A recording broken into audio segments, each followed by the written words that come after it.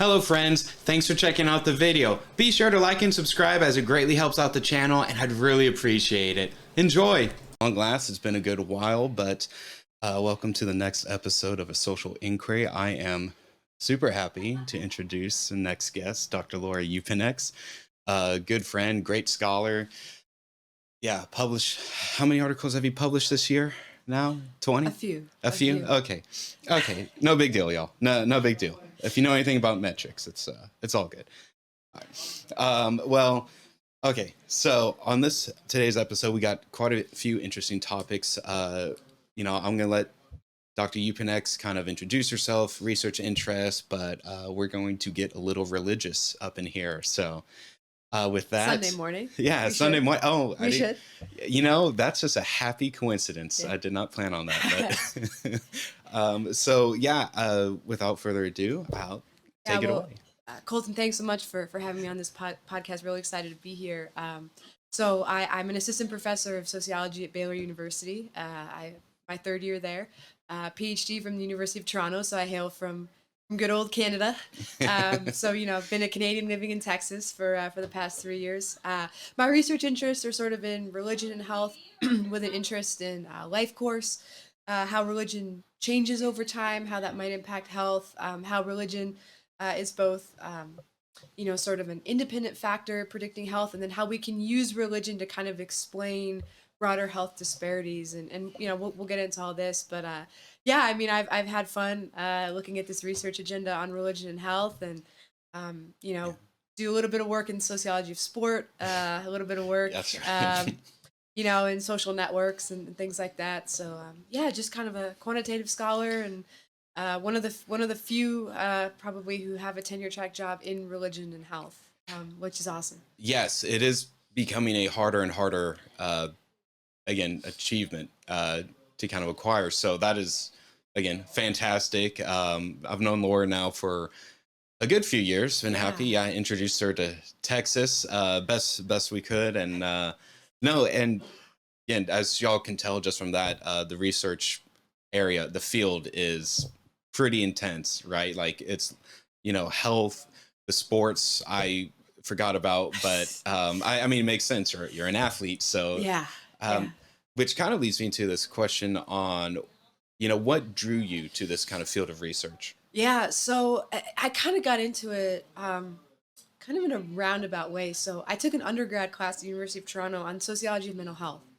And in that class, we spent 1 week. At the time, our professor was the editor of the Sociology of Religion journal.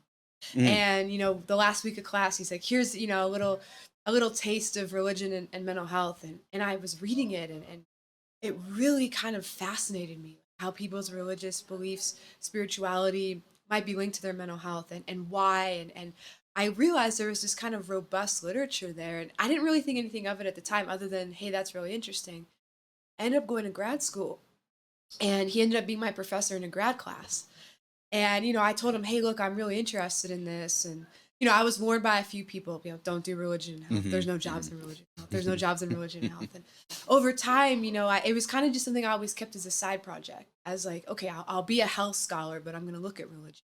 Yeah. And I just kind of just was always drawn to it. I think just in trying to understand my own spiritual life, and then just trying to understand that at the population level, and in Canada and in the United States. And I realized there was like this gold mine of data available that people weren't really working on. And it was really the aspect of my research that it just felt so interesting, and so just so nuanced, and so complicated, yet also with very simplistic explanations. And I just kind of found myself drawn to it. And then fast forward a few years, I come to Texas, and then it's totally cool to do religion and health research. And from there, I've just kind of built my research agenda out over religion and health. And just excited. It's an area that's, I think, exciting. It's an area that, I think there's so much room for development.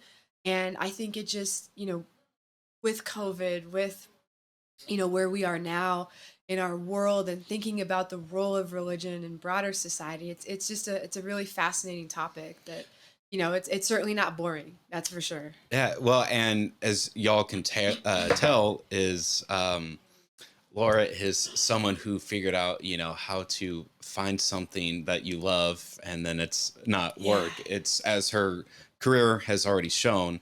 One second, just getting some background noise.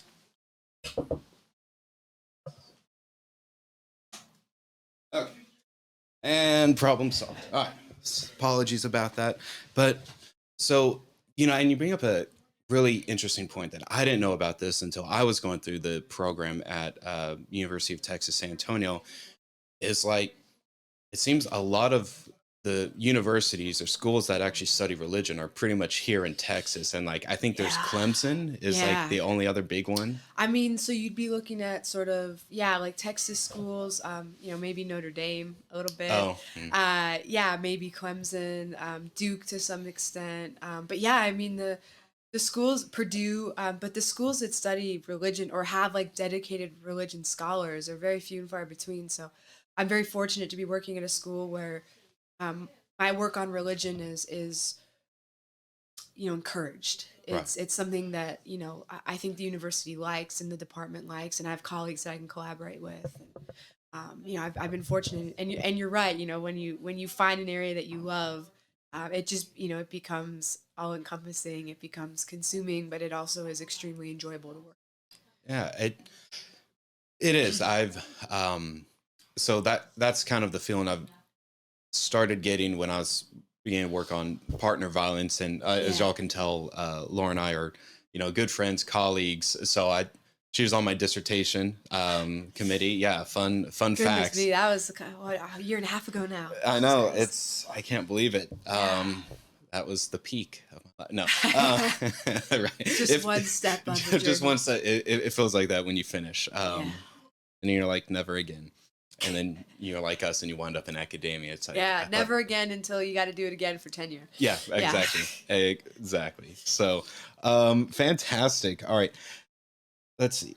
So how I'm kind of wanting to format this interview is, we kind of have this duality, with religion, right? So a couple of these articles, you talk about the dark side, Yeah.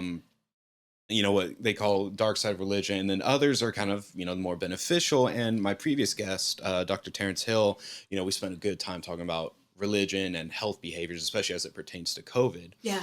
So even though we're not focusing purely on COVID, I did get a few questions about, wow, there's, religion always good and political Right. this or that. I was like, well, let's focus on that one part. And I know Yeah. someone who has a good bit of knowledge on that. Yeah. Yeah. Uh, so on this first article, I'd like to kind of discuss. It's titled. Actually, was Terrence on this one? Welcome to the dark Yeah. side. Yeah. He Yeah, was. he is I love his titles. Yeah, Yeah. yeah, The title I fully credit him and our other co-author Patricia Louie mhm. from the University of Washington. I merely left it in their hands of what we want to call this project. Yeah. I was like, the chat knows. Yeah, Dr. Hill is very creative. So, Yeah. um, so welcome to the dark side. The role of religious spiritual struggles in the black-white mental health paradox. So, first things first is what exactly is this black-white Yeah. mental health paradox? Yeah, so this is, the reason we call it like a paradox. It's this really unexpected finding that sociologists and social epidemiologists have documented over the last few decades that Black Americans tend to have similar or even better mental health. In particular, they feel less psychological distress when you compare them with white Americans. And this is interesting because what makes it a paradox is you don't see this for physical health. Mhm. So when you're looking at mortality and you're looking at physical health outcomes, disease burden, you don't see that blacks have an advantage. Most of the time, they're at a disadvantage relative to the white Americans. But with mental health, we see this kind of paradox, and it's also kind of interesting because Black Americans tend to occupy lower socioeconomic statuses, which we Right. know is a risk factor for mental Hmm. health problems, and they tend to experience more status-based discrimination because of their skin color. So why is it if they have lower SES, worse physical health, and they have more discrimination, do they exhibit better mental health? And that's kind of this paradox that researchers have been trying to explain for the last several decades. Like this finding would seem to, kind of go against the grain, right? It would Yeah. go against what we would hypothesize. yet it's persistent. We see it in sample after sample, Hmm. in decade after decade, before the pandemic and during the pandemic. So, it's a robust finding.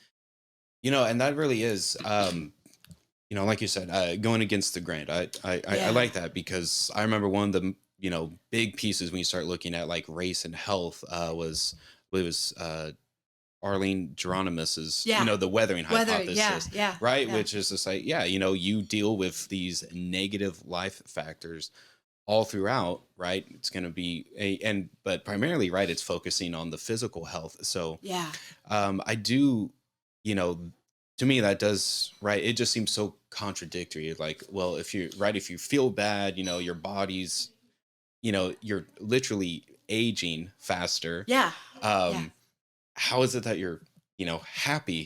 What, kind of yeah, simplifying that aspect. So it's, yeah, I think a lot of people were, kind of interested in that because this is yeah, still a common thing. And you mentioned the pandemic, right? yeah, And you'd almost think, well, the pandemic was almost like a leveling field. Like everyone's at home now. yeah, Lots of people laid off. Granted, lower SES were at a higher risk. at higher Yeah, risk due to, like, all the industries that were doing the layoffs tended to be focused in that area. yeah, So, but still, the fact that this paradox persists, yeah, uh, which kind of, you know, so how does in religion, right? Because that's kind of the crux of yeah. this argument is like, how does religion come into play? Yeah, so essentially what we were trying to do in this paper is we were trying to figure out, okay, so there's this black white mental health paradox. We see it during the pandemic. What might explain this, right? So we know it's there, right? We don't Mhm, need another paper that says it's there. We know it's there. mhm. But what factors might explain this? So scholars have kind of posited a few different ways we can think about this. So is this a methodological issue? Is mental health just perceived differently Uh, by blacks versus whites? Right? When they see questions like, are you sad? Are you depressed? mhm. Do you feel tired, like you can't get going? Are we just perceiving those questions differently? And not a lot of evidence has come up to support that, right? And then we've got the like, well, maybe blacks have at their disposal better coping mechanisms. So maybe it's that they have, stronger racial identities, or they have more social support, or maybe it's that they have these belief systems that are really robust. And when you hear those last two, social support Mhm. and belief systems, religion obviously comes to mind. Right. Yes. And so, we've looked, a little bit at self-esteem and religious support and attendance and things like that. And they tend to do a little bit of work in explaining the paradox. But what we tried to do in this paper is, okay, like maybe it's just that rather than experiencing more of the good in religion, maybe it's that black people experience less of the bad. So as you Mm. mentioned kind of at the outset, there's this whole like dark, like what they call the dark side of religion. Like what might be some negative consequences that fall from, being involved in religion or in a religious community or having religious belief, right? Because Right. it's not all positive, and we see that in society. And so what we were trying to do in this paper is like, okay, we're going to look at one aspect of like the negative side of religion. And maybe if blacks and whites have a differential propensity to experience these types of beliefs, maybe that also is going to explain that gap, I see. right? So we looked in this paper at religious and spiritual struggles, Mm. which are essentially like tensions or conflict or doubts about one's faith, right? Like Mhm. maybe being angry at God or being uncertain about the teachings of your faith, or, just kind of not being sure, right? Yeah. And is this I think I'll kind of get into it in the article from what I remember, but Yeah. especially when major controversial topics go through. So I thought Yeah. I know Roe v. Wade comes to mind, Right. but I know the article it's forth. I think this Forthcoming. one's Yeah. forthcoming. Yes, Yeah. so that was not there. But how does something like that? Well, that do you think give a huge rise to that tension? You were Yeah, possibly. So it's like, if you were to, believe in religious doctrine that says, that abortion should never happen, that it's a grave sin, right? And how do you then reconcile that Mhm. with, you know, what we know goes on, and who's more likely to get an abortion? It also tends to be lower status people. And so you're kind of thinking like, yeah, that might be one thing that people's, how they live in society conflicts with what their religion's telling them to do. So that Mhm. could be a form of struggle. Okay. right? Even for people who aren't contemplating an abortion or who have not had an abortion, it's kind of thinking like, well, what if I was in this situation? And so forth. So yeah, absolutely. I think that's one. Other issues, right? Like same-sex marriage, Mm-hmm. Mm-hmm. premarital cohabitation, um, you know, support for various charities. Should America be a Christian nation? Right. Yeah. And so forth. And should we, support politicians with this view? I mean, you could take any issue and essentially make it a politicized religious issue. Um, Which I mean, yeah, you're kind of saying is like it's it, especially in recent years, that has seemed to have picked up steam, right? The sure. whole bringing back prayer into Yeah. schools and everything, right? It's Right. um so it's, even though I know we're not going down that path Yeah, yeah. for here, but I do think that kind of raises the question of like, because when you hear that, Yeah.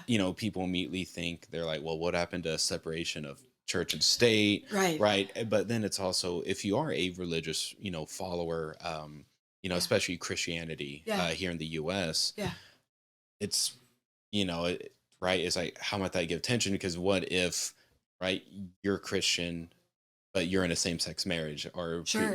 right, all these Yeah. things, but all of a sudden now it's being brought to the Yeah. forefront. So Yeah. where you used to go by and like no one really Yeah. cared or necessarily said anything, all of a sudden now it is the Yeah, talking and it's point. something that's, you would talk about with your friends over drinks or, Right, it right. would come up in the workplace. I mean, Roe v. Wade being overturned was this major thing that, nobody thought would ever happen. When it was put in place like 50 years ago. And then it happened and it just sparked all this conversation. And that's only like one form of religious or spiritual struggle, Yes, right? Like yes. that's like so that's certainly part of it. But then there's also like, okay, well the pandemic happened. Like, should I blame God for that? Right. Or, my husband or wife or friend died. Should I blame God for that? Mhm. Is God punishing me? Do I feel distant from God? Um, do I Yeah. feel like members of my church or my faith community are judging me? Because I don't go to church every Sunday, or, I live with my partner and we're not married, or whatever the case might be, right? Yeah. Like, there's just this broad array of like tension or conflict about spiritual matters, is essentially how to think about religious and spiritual struggles, right? That Mhm. there's this almost like disconnect between what you're told to believe and then what you're actually experiencing in your own religious journey. Right. Yeah, it's, man, that's I do get that. It's kind of going back to the whole like it's as Laura here has seen, I have quite the few extended family staying Yeah, here. yeah, And so, like child rearing is always yeah. something people are like, oh, what? You let your kids do X, Y, and Right, Z? Well, right. no, it's like, it's all easier. It's easy to say until you have to do it, right? Or the big Yeah, one you always hear is like, oh, fast food. Never have my kid do fast food. It's like, wait until like you're in the yeah. car and it's crazy. And And so you've worked a 10-hour day and you you don't work. feel like cooking and Right. It's yeah, right. It's sure. it's all it's easy to say until it actually That's right. comes, Yeah, hits you in reality. And it's like, yeah, how are you going to respond to that? for sure. For Um, sure. absolutely. I love it. And so part of what y'all discuss in the article is imagery of God. Yeah. So let's talk about that. Yeah. So this is just a really fascinating way of kind of looking at religion, spirituality research. So like, okay, we have this notion of God, regardless of whether or not you acknowledge it, but basically people don't ascribe to the same notion of like who God is. This is really what this question is like. If God were to be a person, right, Hmm. living on earth, how would we see him? And so there's various images that we can sort of hold. One is that God is loving and caring, Hmm. and he's our friend. He's looking out for us and he wants what's best for us. And, he's, to some extent involved in our lives and has a plan and so forth. But then there's some maybe not so positive images that God is judging us, Right. that, we do one thing wrong and he smites us and he punishes us. And, Hmm. that he's Yeah. wrathful and vengeful, right? That he's essentially, just watching over us, waiting for us to step out of line, and then he's going to bring us back into line, Yeah. With that. with punishment, with a heavy hand, right? Yes. That loving. Yes. That loving, stern. Yeah, yeah, Um, and what about as well, right, is the whole kind of, what was it, the clock take or Clockmaker, the one who made everything and just kind of Yeah. stepped back, Like, God created the world, and distant. then, we just kind of we have free will, we kind of do with it what we want. Hmm. And then yeah, and then some people think that God is just kind of a very distant entity, like, yeah, he's there, but he doesn't have a plan for my life. I don't see things as unfolding according to my plan. Hmm. He's just kind of there, and maybe for the really serious stuff, but in day-to-day life, he's just kind of distant, right? He's like that Hmm. friend I would call like once a Yeah. year. Be like, Yes. "Hey, what's up? I'm gonna be in town," whatever. Yeah. Hey, you want to get on a podcast real fast? Yeah, Yeah. Yeah. yeah. Exactly. Yeah. So okay, so that's kind of like images of God. And so Hmm. what we thought about is, okay, if we're thinking about, how people view God as one way that struggles can happen, right? We can Right. tend to view God different ways. Maybe it's that, like, white people have and black people have different ways that they view God. So if we step back and kind of think about God images, not everyone holds the same image of God, right? So we know from research that white Americans are likely to have what we call like anxious or distant or insecure attachments to God, which basically means, they don't believe God's always going to be there for them. Mm. Insecure means that God is, kind of maybe there one day, not there the next. He's not someone who can potentially be trusted. He's this kind of distant figure, and that could be, a form of struggle, as could holding more negative or punitive images of God, which again is more likely among white people. Now, Black Americans, they tend to have a little bit, of a different view of God. So they tend to view God as really close and loving and supportive, and God is this involved entity, Hmm. right, who helps Okay. them deal with marginalization and oppression. And if you were to watch an African American worship, on a Sunday morning, it is very God centered. It is very much centered on having a personal relationship with God. And I think that's just, because Black Americans have had to overcome more challenges in their life. God is just simply more centered Mm. in their Okay. in their religion. Maybe he's more invested in human affairs, and he offers this like sense of consolation or security for them. So when we think about struggles, right? If these groups are more likely to have these different Mhm. images of God, especially when a pandemic happens, white Americans might see the pandemic as like, oh, God is punishing us. Right. This is like, payback for some other stuff we did, Hmm. in previous years. This is just, why did this have to happen?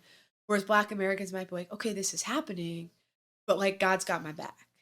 I And see. so I don't need to question my faith over this. Hmm. And so that's how we kind of see this playing into that black white paradox, that maybe if Black Americans have fewer religious struggles, which we know is linked with worse health and mental health, Hmm. right? Maybe that's one mechanism that explains why they tend to have this kind of paradoxical mental health advantage. Does that answer the question? Oh, Yeah. yo, yes. Above and beyond, which is perfect. I Great. love it Yeah. as always. So so now that we have a pretty clear understanding of, right, like these major differences in these images of God, Yeah. um, looking at, when you say, how did y'all in this paper define psychological well-being, right? Because you talk about the negative effects of that. Yeah, yeah. So we looked at a psychological distress scale. Hmm. Okay. So how often do you feel sad? How often do you feel depressed? How often do you feel like you can't get going? So it's sort Okay. of like a modified, depression scale. So it's Right. it's nothing that you could be like, oh, this person has major depressive disorder, but Right. it's sort of like, okay, in your day to day life, like how much stress do you feel? Do you Oh, feel overwhelmed? I see. So that's how we looked at it. All right. So Yeah. high on all of those. Perfect. Yeah. Right. Sweet. So with that in mind, has there ever been any evidence or did y'all see anything that having, this psychological distress could actually cause individuals to think about leaving religion, right? Like if like Yeah. God's not there, God doesn't have my back. Yeah, yeah. So that's a really good question.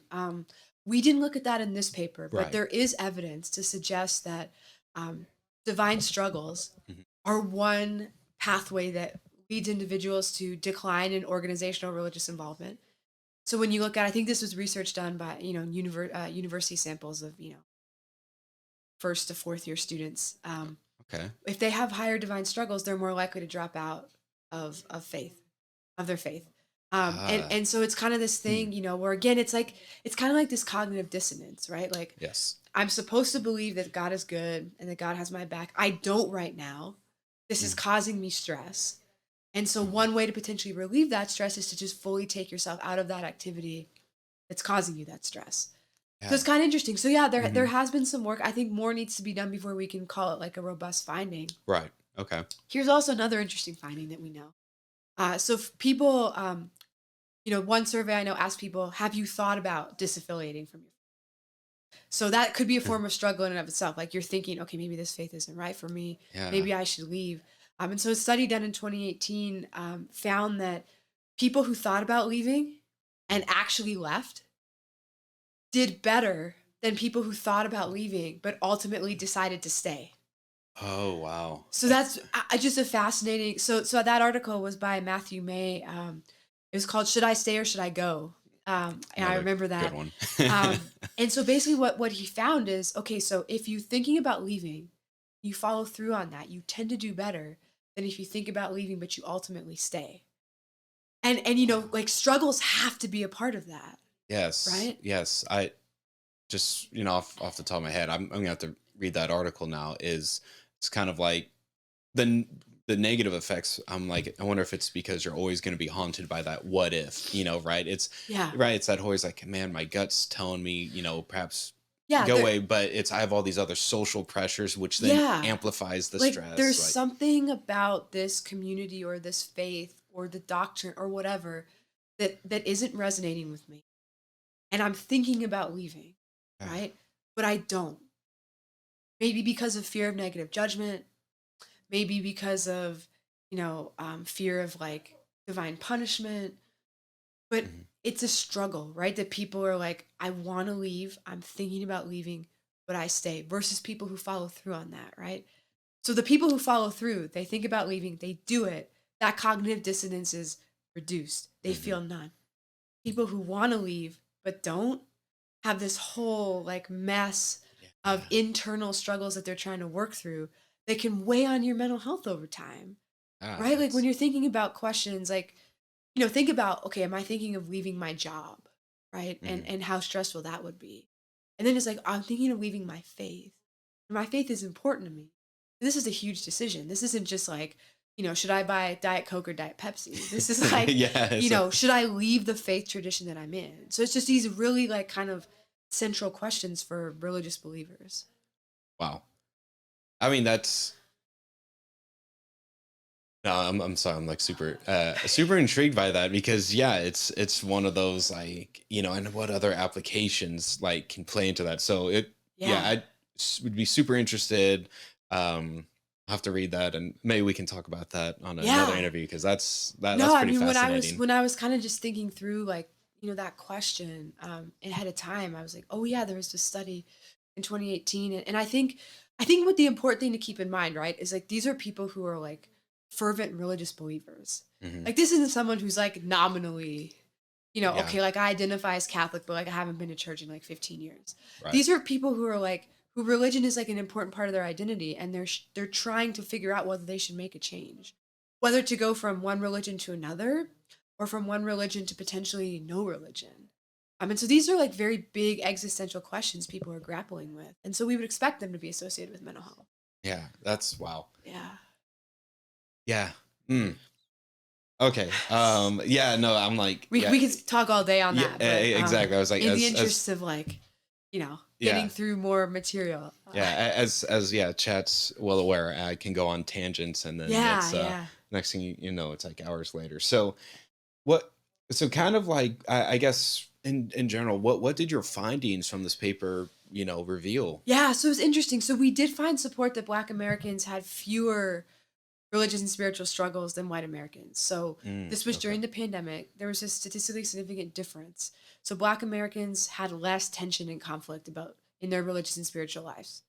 So that kind of played out. And then we found that, obviously in line with previous research, if you had greater religious spiritual struggles, they were linked with greater psychological distress.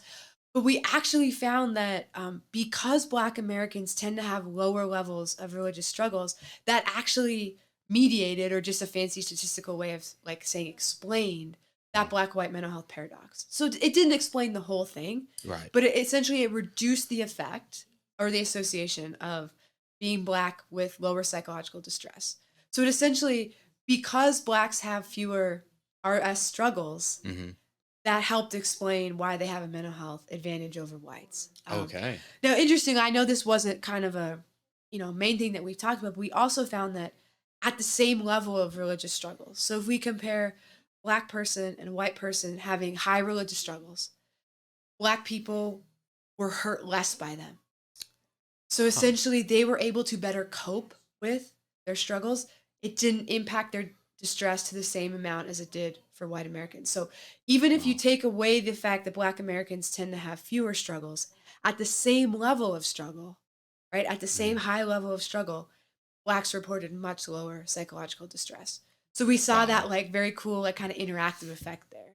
So blacks have fewer struggles, and then when they have them, they're Mhm. better able to deal with them before it, becomes a mental health crisis. Right. That wow. Okay. So I mean, so again, just right further, supporting this whole Yeah. paradox. And Yeah. I is there any indication that there might be a shift in this paradox? Yeah. Like, It's interesting. So I would say probably not at the current moment. So okay. this is a paradox that we've kind of seen. The NSAL study, National Survey of American Life, has done, um, has had various waves of data collection, and nationally representative data has come out, and we've seen this finding. So I don't think it's going anywhere. I think what researchers are really trying to do now is tease apart, like, okay, can we be sure that this isn't a measurement issue?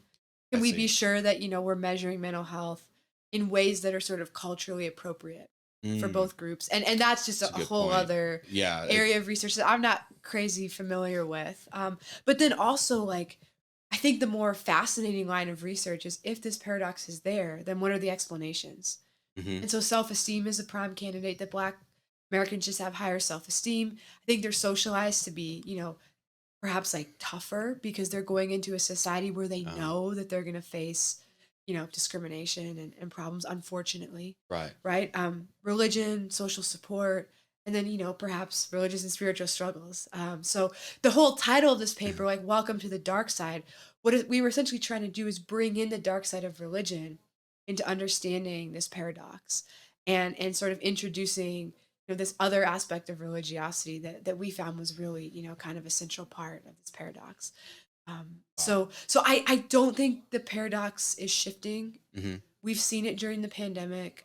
We've seen it before the pandemic. I mean, I think only time will tell. Right. But I don't see it as like, a cohort specific find. Gotcha. Yeah, Okay. I mean, if that that's makes any sense. no, it doesn't. Well, and based off of our conversation thus far on, again, the paradox to begin with, and just, you talk about cultural changes, right? And Yeah, I always know one of the big leading factors to kind of help explain is like, well, why is it that there's this huge difference just in religiousness, to say the least? It's like, well, yeah, it's a highly social yeah, factor, right? And it's yeah, you know, right? And it's community based, and it's like, well, where is that going to be more impactful? And research shows that tends to be among Black Americans, right? yeah, Where it's a lot more driven, right? And these are your neighbors, yeah, even. So you do, like you say, is I know scholars have brought into like that whole, it amplifies social support yeah. in that area, Yeah. right? You don't For, feel so yeah, for like, individualized. and I think you can make the case for just about any marginalized status. Hmm. So we know that women are more religious than men. Right. We know that lower SES people tend to be more religious than higher SES people. Black Americans and Hispanic Americans tend to be more religious than white Americans. And like, it kind of almost goes back to like the Karl Marx argument, like religion is the opiate of the masses. It's sort of this, this drug essentially that people kind of use to make their current situations seem a little bit better, Hmm. and to sort of hope for the future that's better than they currently have. So I mean, I think it oversimplifies it a little bit, but I think it's useful to think through that, like, people who have a lower social standing in today's society perhaps Hmm. are more drawn to the salvific effects of religion. Yeah. I mean, it makes sense. Yeah. It does, and like you said, with all the research that's showing that, Yeah. I kind of like you said, pretty much every marginalized group is going to be more religious, and Right. And perhaps more affected by those beliefs, that it should mhm, matter more for protecting their health, right. right, than for advantage groups who, aren't as sick or, Yeah. have more resources at their disposal. Right. Yeah. I know. Just my own research. My thesis on financial strain was Yeah, it's a right. huge, and then how religion played in, but it was very specific Yeah, to lower yeah, marginalized individuals. yeah, So yeah, yeah, fantastic. Well, keeping on with this dark side, right? We yeah. have the next article: religious doubt and depression in later life, gender differences in the buffering role of a supportive pastoral relationship. Also, a forthcoming article, and this is the one. Was this the one with Neil Krauss? No, No, so no, this no. This. this I did with two graduate students at Baylor, Rebecca Bonhog and Mandy McGowan. Okay. So we teamed up on this project. Yeah, it was using Neil Krauss's data. Ah, okay. That's So yeah, it was using two waves of it. yeah. I, Yeah, I was like, I remember when I was picking them out. I'm like, oh, hey, Neil Krauss. Always, I usually enjoy his yeah. I stuff, and it's mean, always the giveaway for me is like, all right, later life adults. yeah. I Probably. mean, I think the leader in religion, spirituality, and health in later life. Mhm. And so I'm been fortunate enough to have the opportunity to collaborate with Neil on some other stuff, and he's been just incredibly generous with data and with his time. So yeah, this one wasn't with Neil, but it Mhm. was certainly influenced heavily by his work. Yeah. Sure. Well, and especially it's late life, right? Is Yeah. such a paramount moment, and Yeah. why to me it's always fascinating because I know some people might think like, well, later life, but what about the growing? It's like, well, later life, it's you're getting close to the end, and that's when you Yeah. start, right? The whole people become very religious towards the end, Yeah. or in this case, they start having to deal with doubt. Yeah, it's interesting. So yeah, like do people become more religious as they age? And the answer tends to be yes. Why? I think just because, concerns about death are brought more to Mhm. the forefront. They're worried about what's going to happen to them. Maybe they have more time to engage in religious pursuits. But it's an interesting question of like, okay, like, for an older adult to have doubts about their faith or Mhm. about like religious or spiritual matters, like why is that so consequential? And it's because again, like these issues are just so much at the forefront. And so if they have this doubt, like, are they going to be more impacted, as far as their mental health than younger people? Yeah. I think the jury's still out on that one, but Yeah, it's a fascinating question, and it has a lot of implications. Um, yeah. and so, the biggest one we were kind of hitting on it earlier with our talks, but so Yeah. religious doubt is, to me, it seems like doubt is something that would come into mind when something horrible happens to you, right? It's Right. like, Right. how could you God, how could you let this happen to Yeah. me? Yeah. So I think, in broadly, I wanted to ask, has there been an upswing in doubt after or even during the Yeah. COVID-19 pandemic, right? Because Yeah. it's like, oh, here we, like you're Yeah. saying, if you view God in a punitive light, Yeah. here's another quote unquote plague Yeah. to punish us. Yeah. So I mean, yes, to answer the question, yes, I think it has increased. So we know that during the pandemic, so data collected roughly 1 year into the pandemic, about 1 in 4 Americans experienced some form of religious or spiritual struggle. So maybe that's Mm, with the divine, maybe it's with their beliefs, maybe it's with members of a religious community. That's a fairly high percentage, right? That's yeah. 1 in 4 people, regardless of whether they're religiously affiliated or not.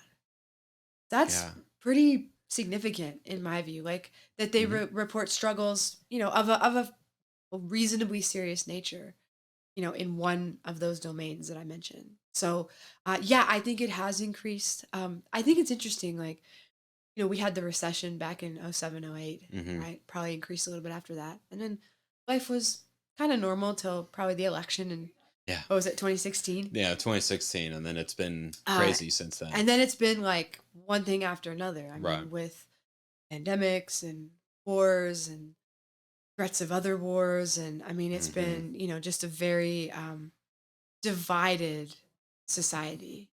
Yes. And, with a lot of challenges. So yeah, I mean, I think, our first inclination during those times is, well, like, how could God let this happen? And it was interesting, like the first couple months of the pandemic, one of the most the greatest increases in Google searches Hmm. was for prayer. Huh.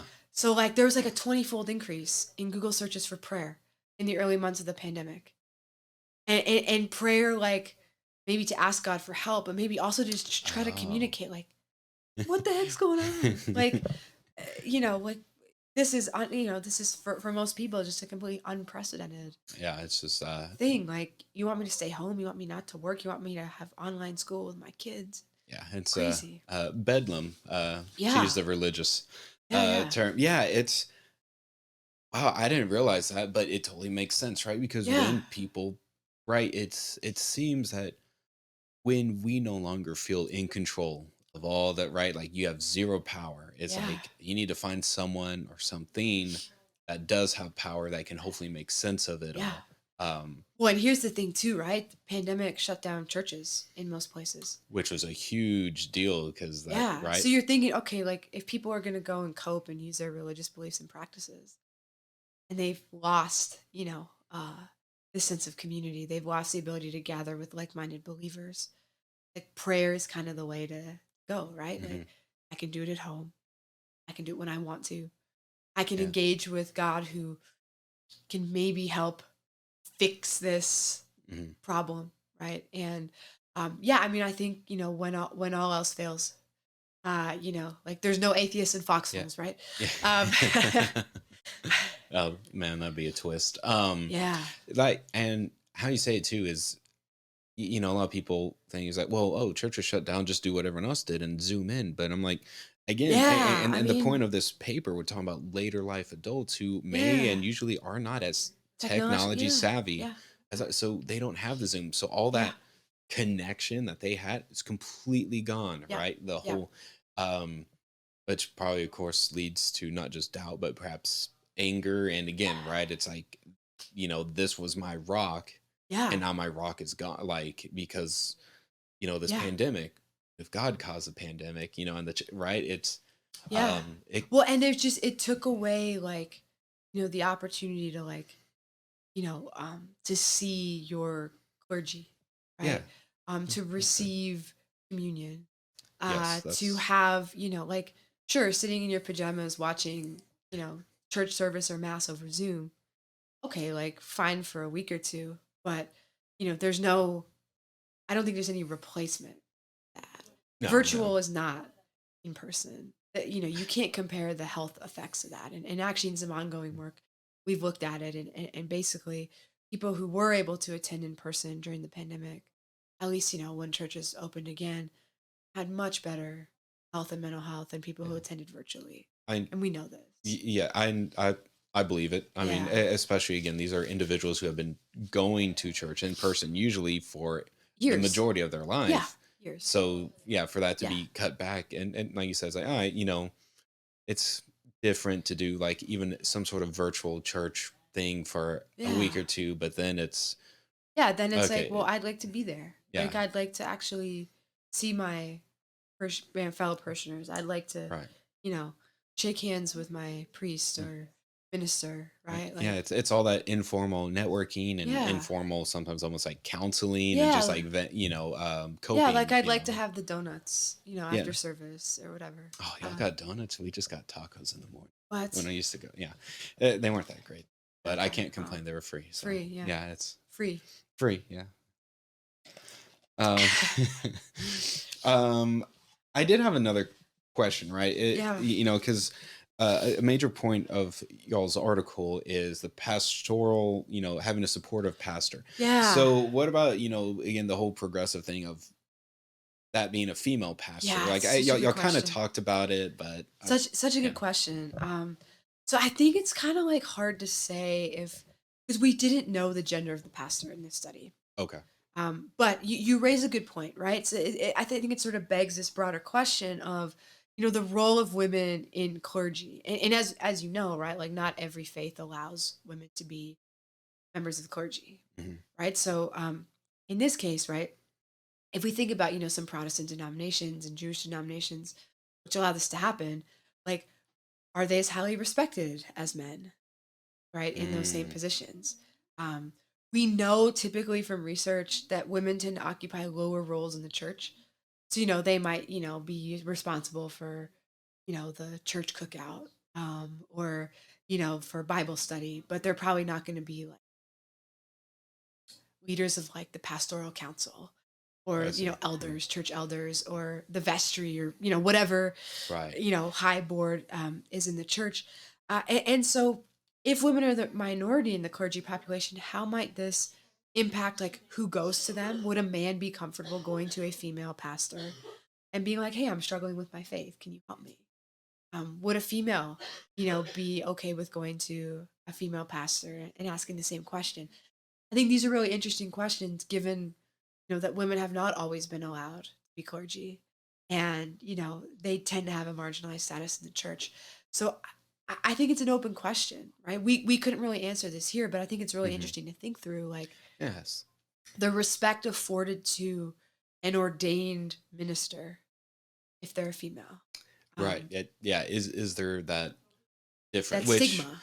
yes, Yeah. it exactly is right, because it's. I mean, it's all other aspects of Yeah. life as well. You still Right. see that, right? I know even relevant to kind of what we do. But even teaching, right, is Yeah. people Yeah. tend to be like, oh, I want a female professor because they'll Right. be easier going, they'll be more Sure. compassionate, and Yeah. which is When I not true. emailed them an hour before the deadline saying I couldn't do it, so, Yeah. extend me. Yeah. Yeah, they'll be happy. I was just Yeah. like, never taken a class with me. I think I'm pretty understanding, and Yeah. Yeah. but but to your point, right? It is that kind of stigma that Yeah. follows, right? It's like, well, it's not the same as having a male pastor because they Yeah. have that stronger authority, Or which yeah, or not. like it's not the same as having a male professor because like, if I'm Mhm. gonna take stats and I want to take with him, he just knows, Right. math better, Y- or whatever. Or he's more legitimate, he's mhm. more established in the field, and so forth. Rather than just looking at the merits of like, okay, well, where did this person go to divinity school? Right. Where did they go to seminary? How much experience have they had? Right? Mhm. If gender becomes the sort of master status Right. that we're thinking about, like, yeah, I think it's a really interesting question to think. Yeah. That's Yeah. and as far as what y'all are found, some Yeah. some very interesting stuff. But I wanted to hit on the one point of that, for men specifically, Yeah. was it, did pastoral support seem to stand out when dealing with doubt and depression, Yeah. while women it only had a direct effect? So that kind of. Yeah, that's interesting. So, okay, so what that basically means, to kind of try to simplify it a little bit, is for men who had religious struggles, if they had greater pastoral support, their mental health was protected. Whereas for women, having greater pastoral support seemed to impact their mental health, but it didn't do so differently based on how many struggles they were having. So for women, it seemed to matter. Pastoral support seemed to matter regardless of if they had no struggles or if they had tons of struggles. Whereas for men, it especially mattered when they had higher struggles. So, Oh, so kind of what's going on here, yeah. right? So, okay, well, we know that women are more religious than men on almost any indicator that you look at, like attendance, prayer, mind control, reading the Bible, scripture, being Hmm. involved in the church, and so forth. But then we have to think about, okay, especially when these data were collected, which was 2001, 2004, most of these clergy members are men. So would a man feel more comfortable talking to another man if they Hmm. experience doubts in their faith? Right. And, since religion has been this sort of really important marker of kind of feminine identity Hmm. for a long time, if women have doubts about their faith, maybe this is like deviant for them. Right? Maybe it's like really kind of again like just this thing that causes them so much cognitive dissonance that they don't seek out the help of a clergy member because it's like, oh my goodness, I shouldn't be having doubts. Are they going to Right. judge me? Whereas men are just like, well, whatever. I'm having doubts. I'm going to go talk to another guy about this who happens to like be an Hmm. ordained minister, and we're going to see if we can work through it. Yeah, Right? that's actually that's a really good point. Really interesting too. It's right. Someone you could have a talk this over over Yeah. a beer or something versus Yeah. right that feeling of oh I kind of that more of a fear of will they perhaps like will they look down on me for being Yeah. like it's almost kind of like a failure for like Yeah. Yeah. what you're It, having it doubt. essentially like exposes some inadequacy Yes. in the faith, right? Mhm. So that's one explanation, right? To look at like, okay, like what's actually going on in this pastor congregant interaction, right? Like, am I going to go talk to my pastor and be like, I'm really angry at God lately because of the pandemic or because of X, Y, or Z, right?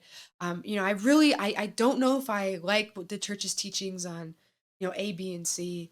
Like, if I'm a female Mhm. and my pastor's male, like, are those conversations that are really going to go down all that well? Right? Versus like a Yes. man having that conversation with another man who might be like, hey, like, what do you think of this? Yes. But like, like God's been, not so great to me lately. Like, what can I do to work through it? That's one explanation, that there's something going on with like the religious and spiritual beliefs and identities of men and women. The other explanation could just be, well, older women tend to have bigger social networks. They tend to have more people outside of the church that they can depend on for help Uh, and guidance and support. So it might just be that the reason we see that men benefit more from pastoral support is simply because they lack resources from the secular world. So it's mhm. essentially kind of like this resource substitution, Oh, yes, right? yes. So like men Hmm. don't have these extensive social networks outside of church. So for them, church becomes even more important. Versus, if I'm having struggles about my faith, like I'll just go talk to my friend about it, who I also know is like kind of religious, Right. right? Instead of Right. like, going to talk with my male pastor, right? I might be like, you know what, I'm just gonna talk with a friend about it and we're gonna work through it and so forth. So there could just be like this broader dimensions of like who has access to what resources, and men just need the support of a religious community more relative to women when they're having struggles, right? Again, it's very Yeah, that's particular to y- this. yeah, but I think but that's a good point, right? And that's something Yeah. like, to kind of expand upon, right? Like there's definitely room, and again, especially Yeah. for later life, right? Like, Yeah. um Yeah, so you have to think about like, okay, men have retired, right? They're not working as much. They may have lost, their social connections. And, from what we know of older people, like if they're married, right? mhm. It's generally the female who's like planning social engagements, right? Like if you think Yes, of like yes. most older couples, like 65 and up, it's like who's planning, where we're going on the weekend, who's planning where we're going out for dinner, Mhm. who's planning like, when the kids are coming over, when the grandkids are coming over. Like the vast majority of the time, it's women. Mhm. And so they've got this array of networks, versus men who are like, well, I don't go to the office anymore. I don't go to work anymore. Right. My networks probably have become a lot more insular. So Mhm. when I have religious struggles and I have this structure at church which supports this, right, and supports me talking to, presumably a male pastor about these struggles, that's something that's really needed. I see. Wow. Um,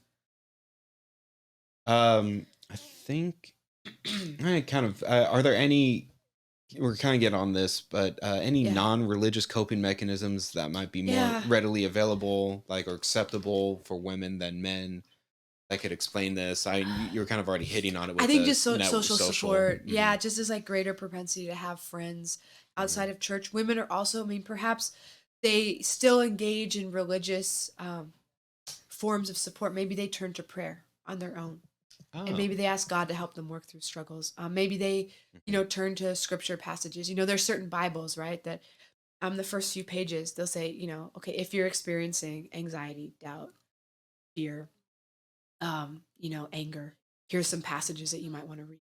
Oh. Those can be incredibly helpful. So, okay, I'm feeling anxious. I go read this gospel, which has something that Jesus talks to his disciples about, not being anxious because they can Hmm. ultimately find rest in him, or whatever the case might be. Right? Maybe they turn to those. So maybe they turn to other forms of like religious based coping, or maybe they've got social support. Maybe they exercise more. Yes. um, maybe they have other activities, leisure activities that are helpful for like quelling some of that like doubt. Okay. Yeah. Cool. Yeah, and I Yeah. mean, but like you said, makes sense, Yeah. kind of Yeah. based on everything that we've seen and looked at so far. So, um, I mean, wow. So great talk. Kind of on this whole dark side of religion. Yeah. Yeah. So I know the chat. And of course, if y'all have questions, please post them, and I'll try and get to them as readily as possible. But I know some people always ask, like, well, are you for this meeting, it's like, no, we're not trying to, pick on religion one way or the other, No, but no, it's all about, no. to be clear, it's like this duality nature, and it's important to understand, and this extends beyond religion as well, Yeah, right? You always see is like there are so many different lenses yeah, that these, again, phenomenon can impact our life, yeah, and so that's honestly why I'm always so curious about the dark side of religion, right? Is because yeah, it's only what it's been maybe 20 years that it first, a little yeah, over 20 yeah. now, A that like little, it just started getting looked yeah, at. It was like, yeah, can't remember if it was 97, 98. yeah. Ken Parchment. Yeah. Yeah, yeah, And but like, because again, for a long time it seemed like, what, no, religion can't be bad. But now it's becoming more, it's like, you're not saying, right, that religion is bad, right? And that's something as sociologists we always do, is like, you're never saying, a certain lens is yeah, bad. It's yeah, just, it's important and honestly really fascinating to be able to see this lens. yeah. When I mean, you know, this is a health scholar, but like to Hmm. say that one thing is like unequivocally good or bad for health, it's just Right. not. It's not typically how it works, right? And, Hmm. and religion is a broad and complex enough phenomenon that Hmm. I think we have to be really skeptical of people who say religion is always bad, or by the same token that religion is always good. Like be guided by the questions and the data, Hmm. not by personal biases. And so like let the data speak to you. And I think with as with anything, political beliefs, Yeah, oh yes. um, you know, uh, you know, beliefs of other natures, like in the secular world, you can certainly see that they're never going to have a 100% positive or 100% negative relationship with health or any health outcome, and religion just absolutely fits that. Right. I couldn't have said it any better, right? Yeah, It's like, just let the data speak for itself. yeah, And so pivoting from the dark side, right? yeah, Let's yeah, talk about uh, kind of like we discussed last time with Dr. Hill, kind of like more positive yeah, yeah, outcomes, right? So this first article, Transcendental Awe of God and Dimensions of Well-Being, exploring the mediating role of meaning of life. So yeah, another forthcoming article, yeah, super yeah, exciting. yeah, So this was, when I saw this, it was interesting because I've actually never heard of anyone studying, awe of yeah, yeah. God. So what took you there? Well, yeah, a lot of stuff. So it seemed like a really cool topic. Hmm. I had sort of seen a little bit of research done, like sprinkles of research done, by Neil Krauss and a few other psychologists of religion. And I was just kind of reflecting. I had, obviously this summer you kind of have a little time, Yes. so I was just sort of reflecting on things, in my own life and my own spiritual life, and just kind of thinking about like what are some things that I think are going on that just aren't studied. So then couple that with like reading a little bit on of God in the literature, and I started to think like how can I build on what's here, right? Because this is kind of Hmm. like sort of unexplored territory in a lot of ways.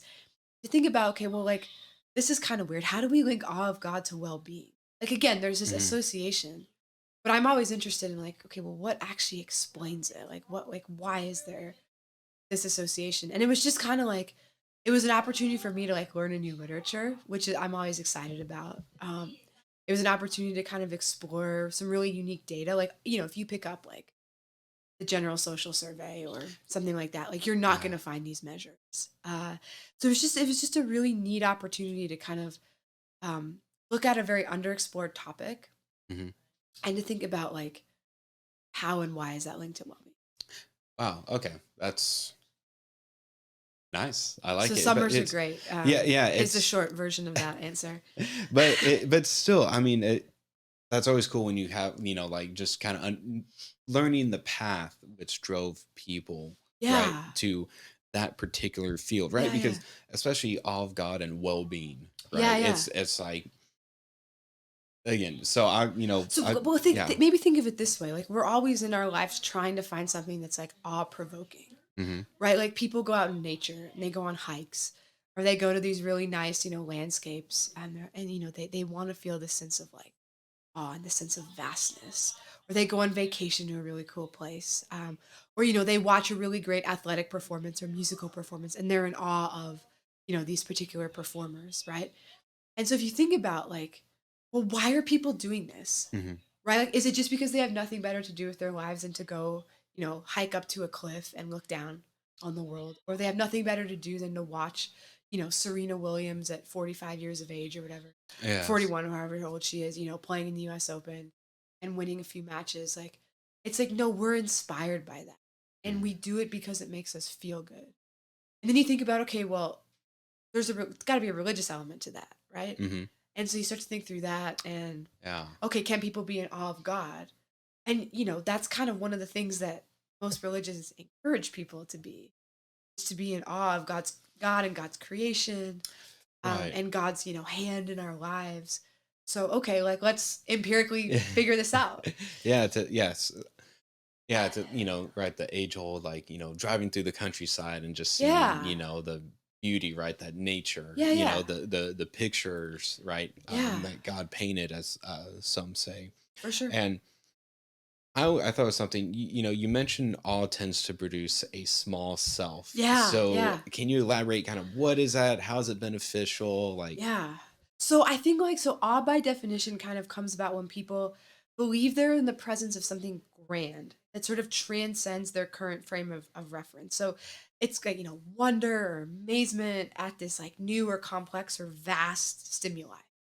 So whether that's like a really beautiful waterfall or a view from the top of a mountain, a really great performance, or, you know, reading about the life of like Gandhi or something like that, right? You're oh, just in awe of this. So I think what it does is um, this sense of a small self. It means that we place less importance on ourselves because of these awe-provoking stimuli around us. So okay. think about like if we compare ourselves to like the mountain or the water or this great athlete, it's like any sort of egocentric notion that we had of like, look how good I am. Hmm. Hmm. It kind of reduces that. It quells that, right? It makes us Okay. seem in a good way smaller. It puts our life into perspective. It's kind of Yeah. like, you have a problem in your life and then you go talk to a friend and they tell you five things that are going on and you're like, wow, I'm really glad I'm not that person. Hmm. So what essentially is happening is you're gaining a greater perspective. Your problems seem smaller because those other person's problems are so big. I think the same thing is Hmm. going on here, right? It's essentially like we're perceiving this stimulus that's making us shrink a bit. Hmm. It's making our ego shrink a bit. It's making Right.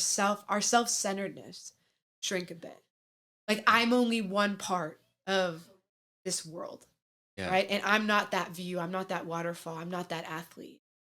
So then, okay, that's like the secular world. Now think about like if we compare ourselves to God, Mhm. like that's a pretty big comparison, right? Oh yeah. So we might have this like, you know, notion that some religious believers, I am but dust, and to dust I shall return, Hmm. right? Essentially, like I'm came from dust and ashes. I'll return to dust and ashes.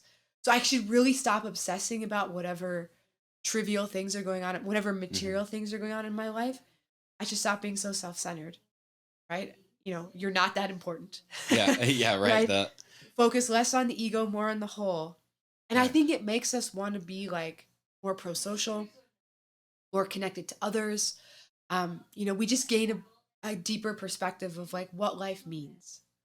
Yeah. And well, and it is really interesting, right? This whole idea of, because it reminds me of stuff normally like, well, it kind of is similar to like relative deprivation, right? It's all, Yeah. relative to, Yeah, like yeah. you think, and I always tell my students this, right? I'm like, raise a hands, how many of y'all think you're poor? And right, usually it's everyone because, right, you're a student, you're Yeah, probably yeah. in debt. Yeah. Um, but I'm like, at least at UTSA downtown campus, I'm like, if you've ever been there, you have your laptop Yeah, and your yeah. Starbucks, and then there's a huge homeless population right around you. I'm like, so are you really Yeah. poor, right? and Right. and so I'm like, that, right, it's that whole concept of someone always has it worse than you, Yeah. right? So it's kind of that flipping on. It's like, well, maybe I was jumping the gun on saying like Yeah. this is so Gives bad. you it gives you a sense of perspective, right? Yes. And it gives you when you are in awe of God, right? It gives you this sense of like, I'm just a small part of humanity. I'm just a small part of creation.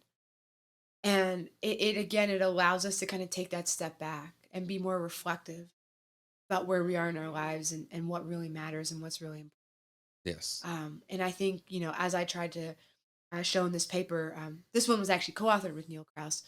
We tried to show, why meaning in life is kind of this kind of interceding pathway between awe of God and well-being. Yes, because it almost seemed, I, as you're kind of hitting on, and as I was reading, I'm like, okay, well, if you have all of God, right, and this Yeah, whole kind of perspective of, yeah, especially you are so tiny when yeah, yeah, comparison, but yeah, but then how that is linked to right having a more a better understanding, yeah, if you will, meaning of life, kind yeah, of almost seemed like, oh, the meaning of my life when sometimes like all of a sudden I feel like nothing, but right, it's that it's in the good way of yeah, like again being able to take all these ultimately usually trivial issues, yeah, these problems, right, and this really does to me always expand to a larger idea that we as individuals always feel like, well, why don't you just leave your job? I can't leave my job, I can't do that. It's yeah, like, well, the choice is actually always there, but we right, like to create these I can't always say excuses, but kind of are excuses or barriers to like, what, no, that's impossible, I don't have a choice. Well, yeah, yeah. actually, right, and it's kind of like Agency that and structure, there you which go. it always comes back to, right? In Y- our line of work. Yeah, yeah, and right, and then linking that with God, right, if everything's like that perspective of this is a really trivial yeah, thing, yeah, right, yeah, and but I know that this would be another study like add on, but right then, okay, well then how's the image of God, right, like if it's, yeah, so you could go down so many rabbit holes, but that's why I really kind of like this, because at first I was trying to like understand they linked them, but then what y'all ended up doing, which we're about to talk about, yeah, is like the result. How did you find God of Life being associated? yeah, yeah. Um, Well, okay, with, so when we think about like the sense of meaning in life, right? That your life or your existence is coherent, it's Mhm, significant, it has this sense of meaning and purpose, or maybe this mission, right? Like, okay, I get mhm, a sense of meaning from like being a professor, or from being a Christian, or from being a parent, or from being like, you know, a daughter, or whatever the case might be, right? We mhm, gain a sense of meaning from our roles in life. And this is like a sense of meaning in life is a pretty good stress coping mechanism, mhm, right? Okay, like, I have a bad day at work, or whatnot. It's like, okay, I can still get meaning from, my spiritual life or my family life, or something's going wrong in my family life. I can still get meaning from work, or so forth. I can still have this broader purpose. So I think what being in awe of God can do, it can help people kind of achieve this sense of like self transcendence that I think can actually sharpen the avenues through which they can find meaning. So, for mhm. instance, I don't find meaning in materialism and going out and buying a bunch of stuff, Right. or in like getting promoted at work or whatever. But I find meaning in nature, or I find meaning in connecting with the divine, and knowing that at the end of the day, I'm like, a child of God, right? And I transcend these like mundane concerns. And then if all of God produces more meaning in life, then of Mhm, course it should affect health. Because mhm. people who have more meaningful lives are more at peace. They can deal better with stress, right? So of course they have better health and better mental health, right? So if all of God can help Yeah. people achieve greater meaning, we would expect them to have better health. And then that's what we found. Okay. Yeah. Yeah. It seemed pretty, yeah, pretty straight And a across the pretty board. straight, like, with depression, with life Hmm. satisfaction, with self-rated health, because all of God produced greater meaning in life is associated with better health. Yeah. So it's, which I mean, again, kind of as you just outlined, it makes very logical sense that like if you Yeah. have a good positive meaning of life, like even when you're facing troubles, like you said, you had a bad, you're having a bad day or a Yeah. bad week, Yeah. that Or a bad ultimate year, or bad year. years, Yeah, right? oh God, Like, yeah, right. But it's one of those like this is all, especially with reliance on, God, yeah, like this yeah. awe of God, like these are all such minor points in the grand scheme of Yeah. thing, right? Yeah. You're going to there's still so much to go, Yeah. right? It might just be time to go on a little vacate, for a week to. Yeah, and I think the pandemic inspired this in a lot Mm, of people because, we've seen like the great resignation, people leaving their jobs, moving. mm. And I think part of that is spurred by the fact that when they had that time about Yes. life, right? They found like, okay, well, I'm actually not getting meaning from this job. I'm not getting meaning from what I'm doing. So like maybe I'll take a pay cut and do a job that's more meaningful to me. Yeah. And so I think whether we get off from religious sources or secular sources, I think the effect is the same. That Mhm. again, it makes us it makes us in a way like zoom out and to really focus on like what really matters. Well, and elaborating on that point, it's it's kind of reading this new kind of trend going on called quiet quitting, Yeah, which yeah, chat. It's not actually people quitting their jobs. It's just like, what did I get signed on for, and that's all I'm doing, right? And no yeah, more of this. I'm going. I don't have to, work a 9 to 5, but I work weekends and sure. everything. I'm going above and beyond to this, and a lot of people, of course, like millennials, Gen Zers, are like, no, I'm not going to do that anymore. Like, Right, right. if you want more work, Pay me. pay me more, Yeah, right? Because to yeah, link it back to your point, I'm like, that's probably been having a huge negative impact on people's lives, sure, right? It's sure. like, I'm going to sacrifice the first 20 years of my career life Yeah, to make all this money, and then I can truly yeah. enjoy life when I'm 50, which Right. Well, it's funny. So over the summer, I was actually just having this conversation with somebody yesterday. Um, I read this book called 4,000 Weeks. And it's a book about, like, it's essentially a book sort of about how we understand time and how we manage our time. But the average American person lives about 80 years, which is about 4,000 weeks, about 50 oh, weeks a year, right, 80 years, 4,000 weeks.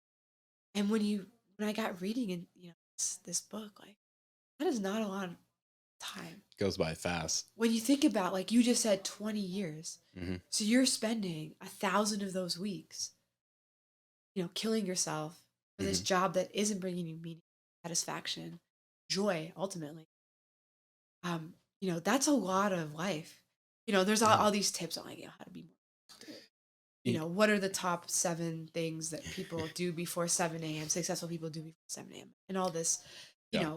this kind of cultural propaganda in some way to make Mhm. us better cogs in the machine. Right. But yeah, just kind of again, like I think awe can help put that in perspective. That like, okay, like I spent one day being in awe of like this really cool mountain. Hmm. And I spent 364 days in my office, like, locked up, like cranking out spreadsheets. Yeah. And so like what should I really be spending my time on? What's really giving me more meaning? Hmm. And I think, awe can help us make those decisions about how best to spend the time that we have. I believe I do. I believe it. And hey, it might also be this. I don't know enough about, but I do know that there has been an increase in, I don't know how many decades of, right, younger individuals living the mobile life, right, living out of vans. Yeah. Of course, like super nice vans. Yeah, I yeah. I watch them on. Yeah. That's one of my extra hobbies, and like they Yeah. are very sophisticated. Like they're a lot of Yeah. money, but it's part of that whole. Yeah, I still work. I zoom in for meetings, but Yeah, yeah. otherwise it's all mobile work because I Right. don't want to be in an office. I Yeah. don't want to commute to work. Like, Yeah, I don't want to spend 3 hours a day on the road or on a train yes. or I don't want to be tied down to a Mhm. cubicle, Well, right? right. Because talk about, strain to mental health, even, I'm, God knows, this, all my complaining of when I was driving, 2 hours out of my day every Sure, day was sure. just spent on the road. Yeah, And then you think about yeah, productivity, and then it's like, is this what I really want? yeah, And then all of a sudden, you start it starts to weigh heavily on yeah, you. So I think yeah. that is a really, yeah, like, so much to expand on that, because Yeah, again, for a topic or subject I had never even like heard or even yeah, yeah, thought about, yeah, like, yeah, could be something, yeah, that research hits. So yeah, yeah. learned quite a lot from that. Nice. Um, I'm glad. We um never know if people are actually reading our work, so yeah, well, it's hey, always that, nice to know that someone is, in some way makes them, think deeper about, some pretty big questions. yeah, well, and that's what, why I wanted to start this show, is if we can Yeah. kind of broaden the reach Yeah, to a sure. Yeah. bigger audience Yeah. than so far. But seems, oh, yeah, let's see some familiar names. Um, so I definitely want to respect your time. So Yeah. this last paper, Yeah. Perceptions of Dignity, also another thing. I was like, last time I read anyone doing something on dignity. So, okay, this is unique, cool. So it's perceptions of dignity, attachments to God, and mental health, right? And a national U.S. sample. So Yeah. always love seeing those national samples. And Gotta have the national samples. gotta use them, gotta love them. This is coming out, or this was published in Journal of Religion and Health. Yeah.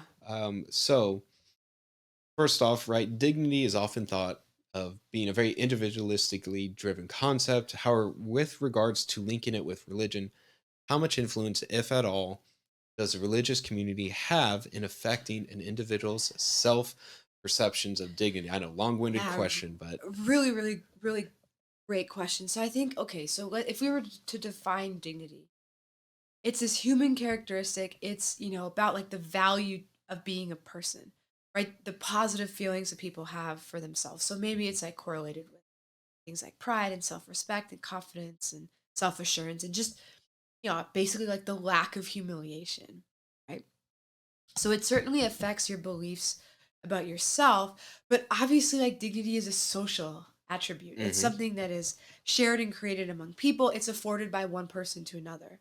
So, if I'm your employee, you can afford me dignity in the way that you treat me, right? I hmm can afford dignity to my friends and to my coworkers and so forth. So it's certainly there is a social dynamic. So we can be deprived of our dignity if it's like challenged or compromised or offended, essentially by like these insults in the social world. So maybe like perceived injustices or unfair treatments or oppression or stratification or something like that. hmm So it is inherently like it's certainly, do I believe I have dignity? I can hold beliefs that I have dignity. But a lot of that comes from the social world. So can a religious community affect that? Yeah, I think any community can. Dignity is, if we understand it as a sense of like, social or moral personhood, then religious communities can be a place where dignity is either affirmed, and we hope that that's the case, or it's disaffirmed, yeah. right? Or it's, people are kind of taken away from being dignified if they're being judged or Mhm, discriminated against in a religious community. So we think about like the Black church, mhm. an incredible source of dignity for people, for oppressed people, so, in and around, when they're emerging out of slavery and, still didn't have, status, full status in the United States. The church was a place where they could feel fully dignified and fully human, right? But then if you think about like what's gone on lately, these really sort of imperfect and negative interactions, this is going to undermine dignity. This is going to make people like not feel self-respect and not feel that they're Yes. being, maybe the church is a source of humiliation or judgment. So yeah, I think like any community, like a workplace, a hmm family, a school, I think a religious community can afford people dignity or they can take it away. Yeah, I do that. That's a fantastic explanation, Yeah. right? Because you think about, I was think, usually tribute to like workplace, like if you feel like downtrodden, right? And this, of Yeah. course, I love the reason I group these is because it can easily go back to meaning of life. But as far Yeah, as yeah, yeah. the dignity goes, right? It's like, man, your workplace, right? Perhaps your boss just makes you feel invite, like Yeah, you terrible. essentially Yeah. feel like garbage. It's like Yeah, yeah. the age old insult of like a monkey could do your job, like Yeah, yeah. but so it's like that takes away Or dignity, you but feel useless, you feel like right. your talents aren't being utilized or Mhm. that you're not essentially just being afforded the respect that a normal human should have. Right, and so Yeah. I do think, you know tying that in with how then religion in Yeah. this sense can come in, and before we dive too much in this, I Yeah. did want to also ask, how can images of God affect dignity? Yeah, really good question. So I think one way that dignity can kind of be protected or restored in a hmm way if it's been lost is through one's relationship with God, right? So if we understand, as I think American Christianity does, that people have a personal relationship with God, then, okay, let's say you're at work and your dignity is being undermined by a boss, or you're in a family relationship where you don't feel dignified there. God is somebody you can turn to, assuming that you have positive interactions and see hmm God as a loving figure, always contingent on that, right.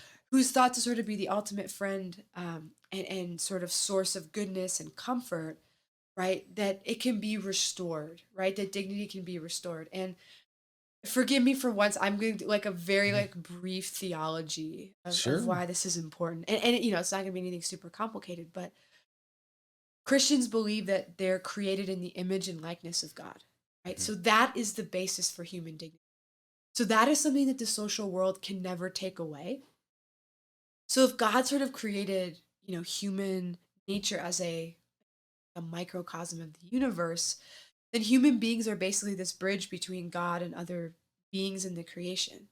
So dignity is already kind of theologically it's inherent in the soul, Mhm. which means that if our boss is terrible to us, if family members are terrible to us, teachers are terrible to us, friends are terrible to us, nobody can ever go back on the fact that dignity, its prime source, is from the creator. So linking that to images of God, if we have a positive view of God as the creator, positive view of God as loving and caring, it can be something that can restore our dignity and protect our mental health when the social world insults us. Does that make sense? Oh, yes. No, I Yeah. think that that's a great answer. Like Yeah. that's yeah, that awesome because I think that's kind of tying that into to understand, right? To really kind of help elucidate this, right? Just that idea of I feel worthless out there, Yeah. but here and with God, through God, right? Yeah. I am restored to like I know I'm valuable, Right. right? Like Right. it's um Like I don't have to question that. yes, Like I might have to question whether my boss respects me, but I should never have to question that I have dignity in the eyes of God. right. That Yes. that I'm a person of value and respect and that God's not going to humiliate me. Yeah. Exactly, right? It's he is one of those he's on your side, Yeah. right? Right. Right. So like this notion, like if God is for us, who can be against us? Right. Mhm, Nobody from the secular world, from human nature should be able to come right. between that person and God. Exactly. Yes. So awesome. Very cool. Yeah. So you did go into in this article attachment theory, right? And the Yeah. various Yeah. attachments to God. I Yeah. mean, it kind of hit on, but um, are there any ones that we left out, that really stand out as like, pivotal in this? Yeah. So I think like attachment theory is basically like, so the first attachment we have in our lives is generally to our parents, Hmm. right? So our parents are sort of this safe place that a newborn baby or a child explores the world. So your parents are going to make sure that you're safe, that your needs are met. So, if you want to go crawl and fall down the stairs, like, your parents are going to take care of you, right? So we can transplant that to our relationship with God. So for religious believers, God is seen as kind of like this secure base, this safe haven that we can safely explore the world. We can learn things. But we can also deal with hardship. So Hmm. think about like maybe God is like this security blanket amidst the stress, right? Then nothing else should again be able to sort of come between that, right? So Okay. God is kind of this ultimate, this loving parent who's watching over people, who's this ultimate source of protection. So when you have your dignity undermined, Mhm. if you're securely attached to God, if you believe that God is loving and you believe that he's always there, that he's not inconsistent, like, okay, he's there for me on Sunday, but then by Wednesday, like, it's like I don't know his phone number anymore, Yeah, it's right? If it's consistent, right, then again, it's this thing that can help people cope Right. with this. So God is like this source of strength, Mhm. right? I can do all things, right, through Right. God, through Christ, right? And which includes dealing with the loss of autonomy or the loss of respect or the loss of self-worth or a loss of dignity. Well, Yeah. and so I think that's, right. So all that, and y'all found support for that, Yeah. right? Right. Yeah. Yeah. These Yeah. results kind of highlighted everything you just said. So it really does show that, it's not, God will be there for you, but office hours are Monday, Wednesday, Friday. So every other time, Yeah. like, Yeah. like God is Or always, God will only be there for me when I have acceptable problems, right. Which then, of right? course, is like, well, what's an acceptable problem? Yeah. It becomes very subjective, Yeah. and even see this in the criminological field is why people don't report crimes and say, well, Yeah. it's not important enough. I don't want to bother the police or something, Right. but it's Or always, people feeling like they don't want to burden God with their issues. No, yes. I mean, to be clear, like there are people who hold what's called anxious attachments to God. And that's basically like this like fear of like, okay, it's Monday at 9, his office hours are till 10. And Mhm. if I don't get my request in by then, like I'm not going to bother him on Tuesday. Right. Or, I might ask for this, but I'm not sure that like he'll listen. Or, like there for me one day, not there for me the next. And Yes. that is obviously not, what we would call like a healthy relationship with God. And that has negative implications. That might actually fit with Mhm. like the dark side of religion that we were talking about earlier. Right. Yeah. So that whole, crossover, Yeah. is super cool. Yeah. So y'all did have this one quote. I'm gonna read it. Yeah. Since those with a secure attachment to God tend to view Him as a haven of safety, the enhanced awareness of God's presence and accessibility could lead believers to confront challenges and problems, including one's dignity being undermined with confidence and security. Yeah. So, with that being said, right, and the data tends to support that, Yeah. right, is where like what's the next step you think this research could or should go to kind of Yeah. further Gosh. expand upon this? Yeah. So I think as always, right? Like I had nationally representative data in this Hmm. study, but try to extend these findings with longitudinal data. So maybe people who have more mental health problems just might find it harder to view themselves as having dignity because I'm depressed, I'm tired, I can't get going, I'm sad, right? I don't see myself as a person of self-worth. Mm. So figuring out like the causal direction, right? Of Yes. like, okay, with longitudinal data, like what can we do with that? That's one direction. But I think more substantively, like attachment to God is one method of what we might call religious coping. I think there are others that can help people deal with these losses of dignity.